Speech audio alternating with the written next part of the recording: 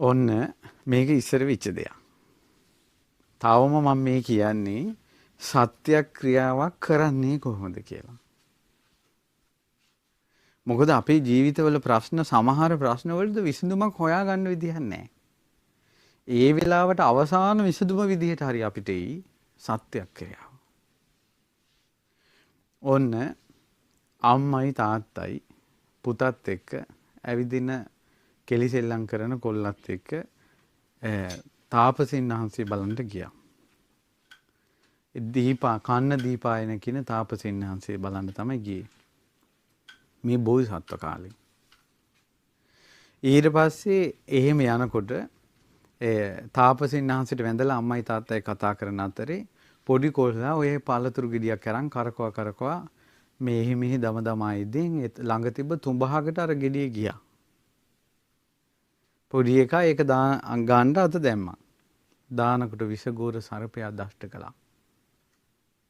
විසගෝර සර්පයා දෂ්ට කළා. කටින් පෙන දාගෙන නිල් වෙලා වැටුණා. ඊට පස්සේ අම්මායි තාත්තයි කෑ ගහගෙන ගිහලා දරුවා වඩාගෙන කිව්වා තාපසින් වහන්සේ තාපසයෝ වනාහි විස බස්වන මන්තර හරි ඖෂධ හරි දන්නවා. මගේ පුතා ජීවත් කරවන්න කිව්වා. කිව්වා අනේ මම දන්න ඖෂධයක් නැහැ. මේ වෙලාවේ නම් තියෙන එකම පිහිට සත්‍යක්‍රියාව. ඒ නිසා මම සත්‍යක්‍රියාවක් කරන්නම් කිව්වා. දරුවාගේ ඔළුවට අත තියලා සත්‍යක්‍රියා කළා අර තාපසීන් වහන්සේ. කොහොමද සත්‍යක්‍රියා කළේ? ඒකාන්තයෙන්ම මම මේ දැන් 50 වසරක් වෙනවා මහානකමට ඇවිල්ලා. අවුරුදු 50යි ගෙදර අතෑරලා තපස් රකින්න ඇවිල්ලා. දවස් 7යි මං කැමැත්තෙන් හිටියේ. දවස් 5යි. දවස් 5යි කැමැත්තෙන් බමසර රැක්කේ. දැන් අවුරුදු 50යි පුදුම පීඩාවක් හිතේ තියෙන්නේ. මහානකම එපා වෙලා තියෙන්නේ. තිත්ත වෙලා තියෙන්නේ. සත්‍යයි. හැබැයි කිසි කෙනෙකුට කියලා නෑ මම. මූණෙන් පෙන්නලා නෑ කාටවත්. තේරුණාද? අවුරුදු 50ක් ඒ සත්‍යානුභවයෙන් විස බසීවා කිව්වා. ඇසරියනේ ළමයා. අම්මා කියලා කතා කළා. හැබැයි අතපය හොල්ලා ගන්න බෑ. කිව්වා මට පුළුවන් දේ මං කළා කිව්වා. මේ අවුරුදු 50ටම සමාධි මාත්‍රයක් ඇති වෙලා නැහැ. අද කාලේ කාගේ හරි මහානකම එපා වෙලා කිව්වොත් එහෙම ඉතින් උපාසකම්ම යනවා ඒ පීඩාව දුරු කරන්න. ඊට පස්සේ ඒ දෙන්නම එක ගෙදරක තමයි නතර වෙන්නේ. ඔබ වහන්සේට මේ එහෙම චිත්ත පීඩයිද? අනේ එහෙම හිතන්න එපා මම පුළුවන් වෙලාවට කතා කරන්න. හිත හදන්නම් මං කියලා විටින් විට කතා කරලා හරි පීඩාව තිබොත් මට මැසේජ් එකක් දාන්න. මම මැසේජ් එකක් දාන්න. හොඳට නැංගලා යනවා ඊට පස්සේ. අවුරුදු 50යි මහානකම. දවස් 5යි සතුටින් ඉඳලා තියෙන්නේ. අවුරුදු 50ම පීඩාවෙන් හිටියේ. කිව්වේ නෑ කාටවත්. කිසි කෙනෙකුට දැනෙන්න දුන්නේ සත්‍යයි කිව්වා. විස බැස්සනේ.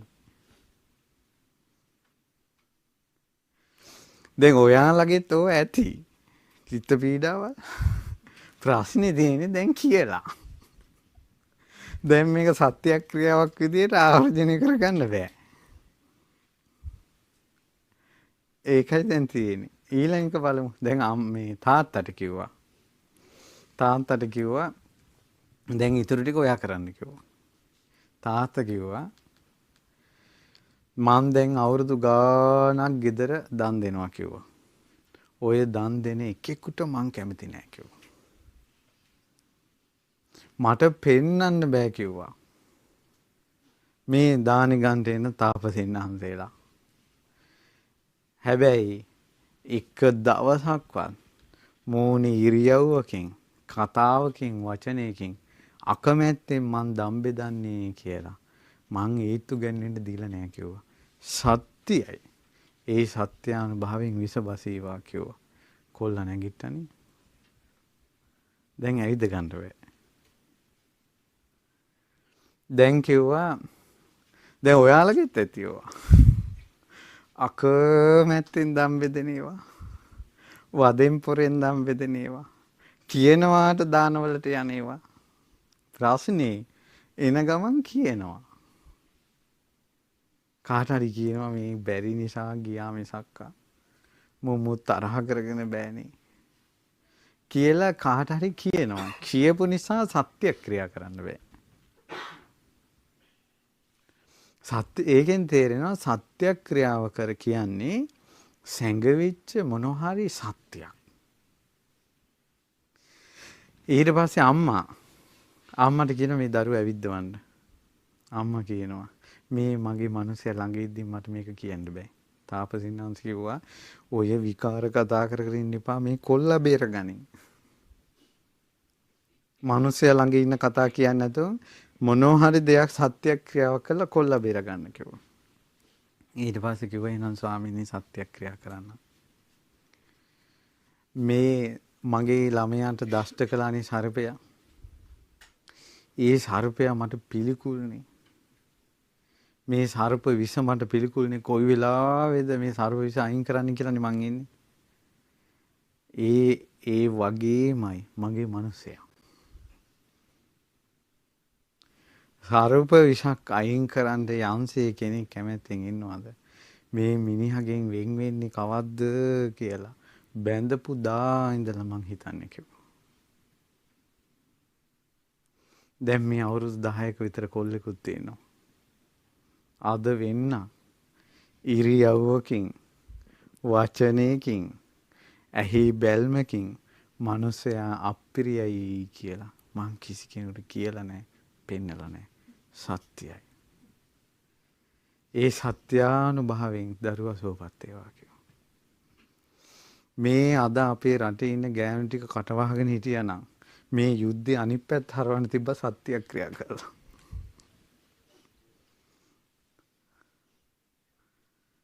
ගෙවල් වල ප්‍රශ්න කියන්නේ නැතුව හිටියානම්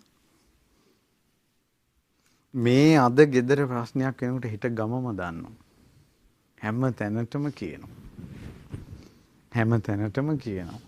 මිනිස්යාගේ වැරදි හැම තැනම කියනවා. මේක පුදුම දෙයක් සත්‍යක්‍රියාව කියන එක. ඊට පස්සේ ළමයා මේ ඇවිදින්න ගත්තා. hina වුණා. ඊට පස්සේ අර අය කිව්වා තාපසින් වහන්සේ ඔබ වහන්සේ මේ දැන් අර ළමයා සුව වෙච්ච ගමතක වුණා. තාපසින් වහන්සේ ඔබ වහන්සේට අපි හරියට වඳිනවනේ. ඔබ වහන්සේ පීඩාවෙන් ඉන්නවා කියන්නේ. කිව්වා හරි මගේ වැරද්දක් කිව්වා. මේ ළමයා බේරගන්න ඕන නිසා කියුණා මිසක්කා. මගෙන් වෙච්ච වැරද්දක්. මං අද ඉඳලා කැමැත්තෙන් බමසර හැසිරෙනවා කිව්වා. ඊට පස්සේ කිව්වා ඇයි ඔබ අකමැත්තෙන් දන් දෙන්නේ? ඊට පස්සේ කිව්වා මම මේ තාපසින් වහන්සේලාට කැමති නෑ. ඒත් අපේ පවුලේ ඔක්කොම පිළිවෙලට දන් දීගෙන ආවා. පිළිවෙලට දන් දීගෙන ආපු නිසා මගෙන් ඒ දන් වැට කැඩෙන්න එපා කියලා මං දන් දෙන්නේ. තාපසින් වහන්සේ දානේ ආනිසංස කියලා දීලා හිත පිහිටෙව්වා දන් දෙන්න කියලා. ඊට පස්සේ අර මේ බිරිඳගෙන් ඇහුවා මොකද මේ අප්පිරියා? ඊට පස්සේ කිව්වා මේ මිනිහා නම් මට පෙන්වන්න බෑ. හැබැයි මම මේ මිනිස්සයා දාලා ගියේ නැත්තේ අපේ හත්මුතු පරම්පරාවේවත් ගෑනු කෙනෙක් මිනිහා දාලා ගෙදර ඇවිල්ලා නැහැ.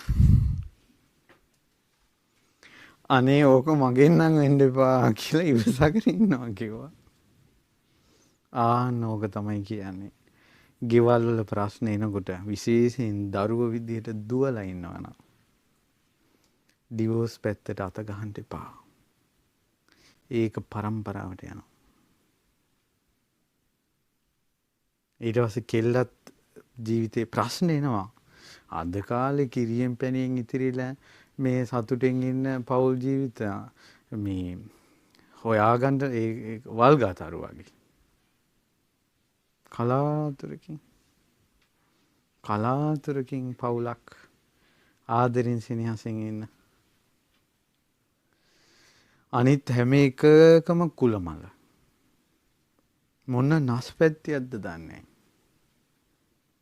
සමහර ගෙවල් තියෙනවා. ගෙවල් දොර සමහර කෙල්ල හොරෙන් පැනලා ඉන්නේ. අම්මලා තාත්තලා අතෑරලා අර කොල්ලා හොඳයි කියලා ඉන්නේ.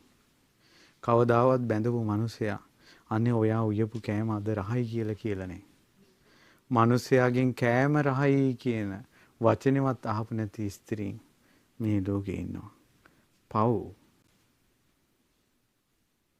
කිරි පොවලා දරුවෝ හදලා දරුවන්ගෙන් අනේ අම්මේ අද කෑම රහයි කියන වචනෙවත් අහලා නැති අම්මලා ඉන්නවා.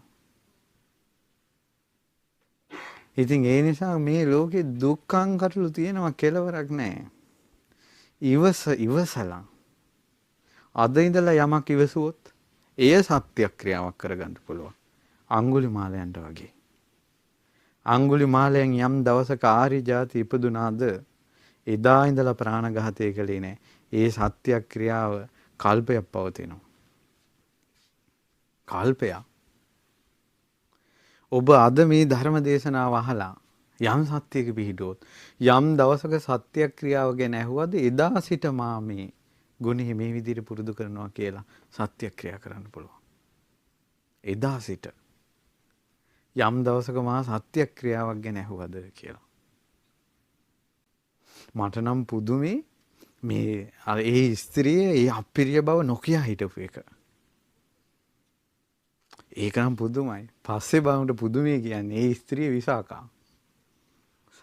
කලින් ජීවිතේ. අර මිනිසයා පුදුමේ කියන්නේ අපේ ආනන්ද හාමුදුරුවෝ. අර ඇපේට ගත්ත සර්පය දෂ්ට කරපු දරුවා රාහුලයා.